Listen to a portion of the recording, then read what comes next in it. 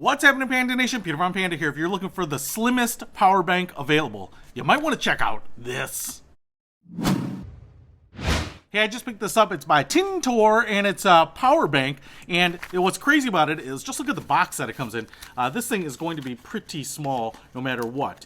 And that is, in and of itself, nothing impressive, especially if it doesn't have a lot of capacity. But this thing actually packs a pretty good wallop. Now, it does come with this little USB to lightning cable because I use iOS devices. And you can see that's right there, and it's kind of L-shaped on both ends. And here is the power bank itself. Now, this little power bank, it almost kind of looks like an oversized credit card. It is really small. It's got a little hole there. This is a 5,000 milliamp hour power bank, so this should be good for charging up an iPhone a couple of times over. I would say that this is thinner than most phones, as you can see there. Narrower, shorter, like that. It's pretty dense.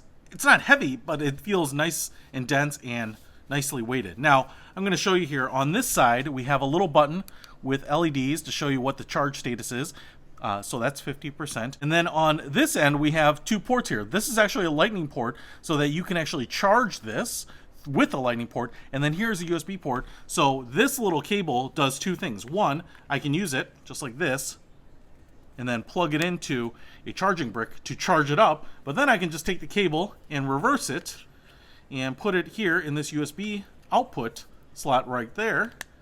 And then just plug it into an iPhone like this, and boom, look at that. It is charging. So this is pretty awesome.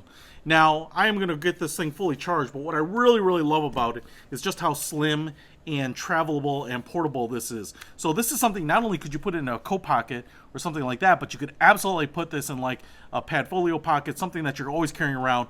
And one of the things that I ended up needing something like this for was recently I was in a conference and I had my Padfolio, I had my phone and my pads of paper and things like that.